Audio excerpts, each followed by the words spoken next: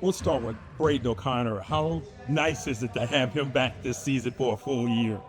Yeah, well, it was definitely towards the end of our season last year. Something that I was kind of thinking about and forecasting ahead of time. He had a chance to come back maybe a little bit later on in our season, but he just wasn't comfortable enough to give us that confidence. And so, just kind of think about that and how it was going to help us, months in advance. I'm happy he's where he's at. His experience essentially as the third guy is going to be huge for us, especially with the new team. In just 2 weeks of our workouts, you see exactly why I thought last year if he was healthy, he would have been an all-conference guy. If he stays healthy, just like all our guys, he's going to have a chance to be really, really good for us. And so happy to just see him over these last couple of days. With the guys that you brought in this year, what do you think they kind of bring that was maybe missing a little bit from last season?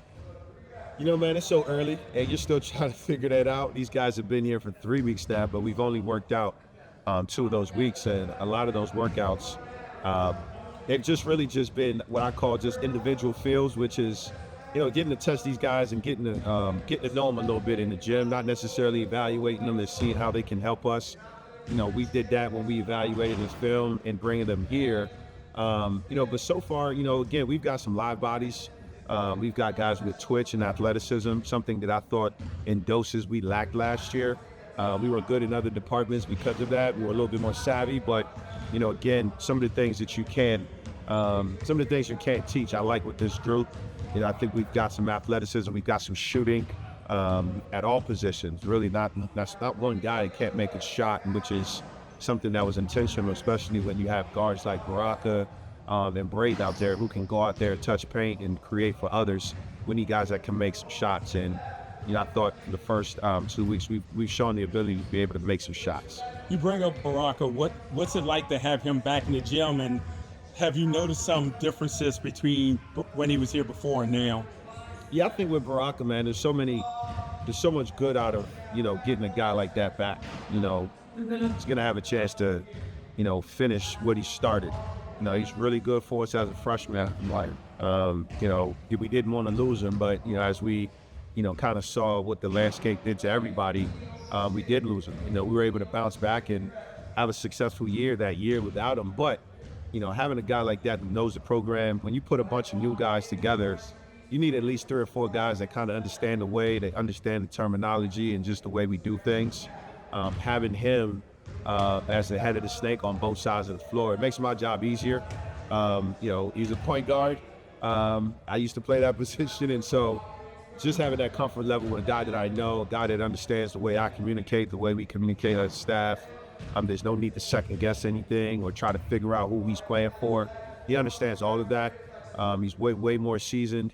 He made almost 53s this past year at Mercer, and so some of the things he didn't do as well before he left, he's figured out. And so, again, the confidence I have in those 2 guys, hopefully they deliver, because I've got the utmost confidence in those 2, and I think arguably have the chance to be one of the better backcourts in our league.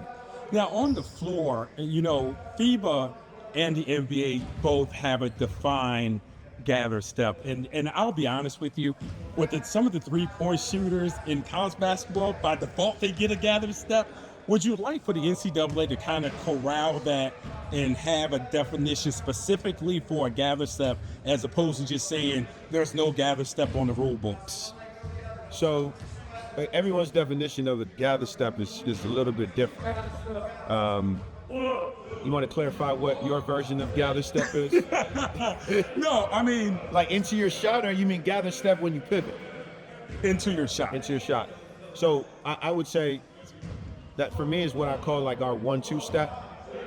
It's something that we work on all the time. We actually start practice with that gather step or that 1-2 step with one of our drills is actually called beef shooting. We go from block to middle to block, and I think for me, what I'm trying to emphasize is just the readiness of being shot ready.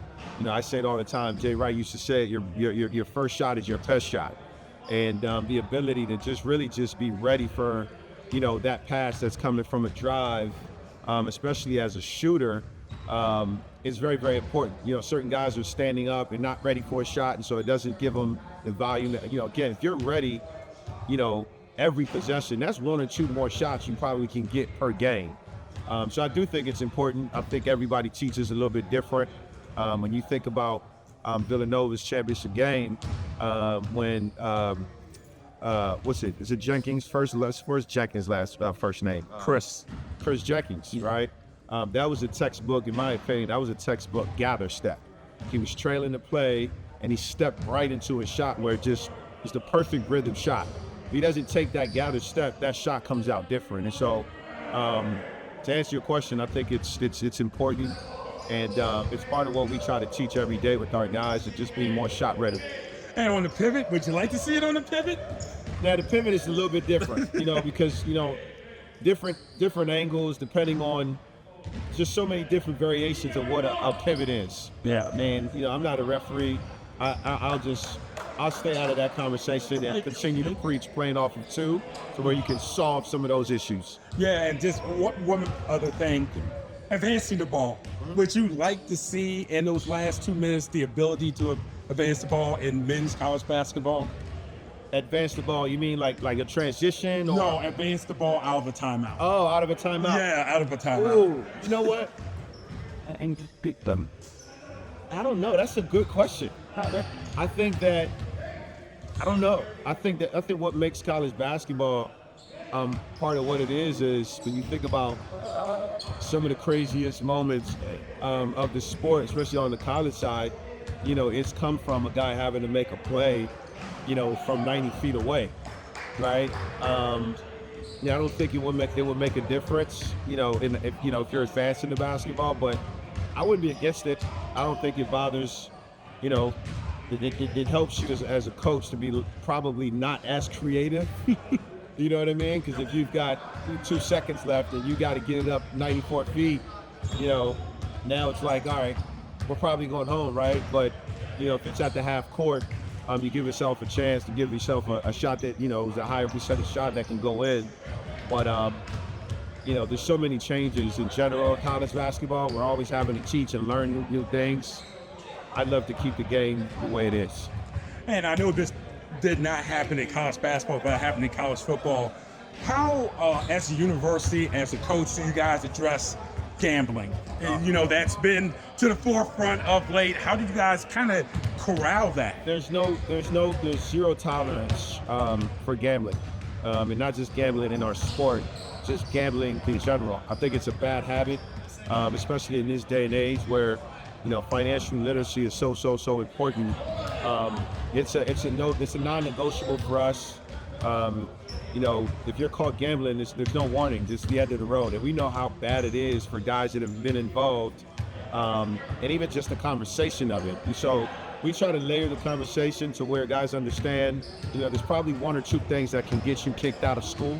There's probably 1 or 2 things that can get you to lose a lot of money, which these kids are making right now. It's not worth it. And just the educational piece, just historically of what has happened to guys that have, you know, been lured into the conversation somehow, some way. It's important to me. It's important to, you know, our administration and our university to make sure these guys are educated at the highest level of just what we won't tolerate. I mean, I won't even say I feel bad for the guys that have made those mistakes, because I don't. It's a choice. We all have choices, but, you know, these guys are in a position to make some really good money and are, you know, blessed in the position that they're in. You know, the thought of greed is not a good thing in general in life. And so, yeah, no gambling. Our guys can't even go to MGM. They're not allowed at the casino. But International recruiting, we've seen so much of it. Ton of coaches were over there looking for bigs over in Europe, stuff like that. Kind of where do you fall on that? Because in one sense, a lot of teams are purposely trying to get older, but in another sense, where do you think that kind of cuts off some of the American players, especially the high school guys? Well, I think it starts with the flexibility that the NCAA is allowed with who can play college basketball. You know, the rules are in the gray now, and I think certain programs, maybe certain programs with more money, have been able to live in the gray because, you know, 4 years ago when it wasn't even the conversation, you couldn't even afford guys over there. At least not the guys that are playing at that high level. We've always recruited internationally. And I think at our level, it's a little bit more sound when it comes to who you're recruiting and where they're coming from. We're not getting any EuroLeague guys over here. We're not getting any 24, 25-year-old guys over here. I think that conversation is probably more so for, the higher level, the P4s. And, not everybody has the same model. I think that European basketball has always been ahead of the curve. I played there for almost a decade. There's some really, really good players there. But I don't think that we can't ignore the fact that we are, there's a lot of really good high school basketball players that are getting shorted opportunities to develop.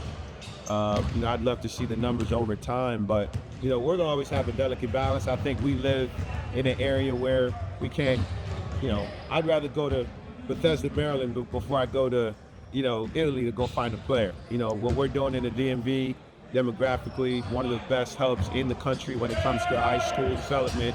We've got some really good coaches at the high school level, we got at the AAU level, and I'd rather drive 30 minutes to go watch a kid than get on a plane for 8 hours. What could we do better on that level, that high school AAU level? I'll use the general we. What could we do better to kind of help along the current American players? I think the most important thing really is just understanding adversity better. I think the easier thing now in this landscape, which NIL has been a part of, which the portal has been a part of, whether a guy does well, whether a guy doesn't do as well, the outcomes have become the same. Guys are going to leave and move on to greener pastures if they play well. Guys are going to find ways to blame if they don't play well, and they're just going to go somewhere else. And the reality is problems exist everywhere, no matter where you go. And so for me, adversity is one. And then two, just understanding this new gift of a landscape. Transactional decisions aren't always the best, and it's a gold rush.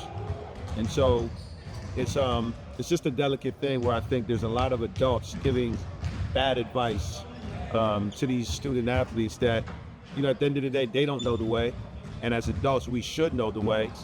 But everyone's an expert when it comes to financial gains.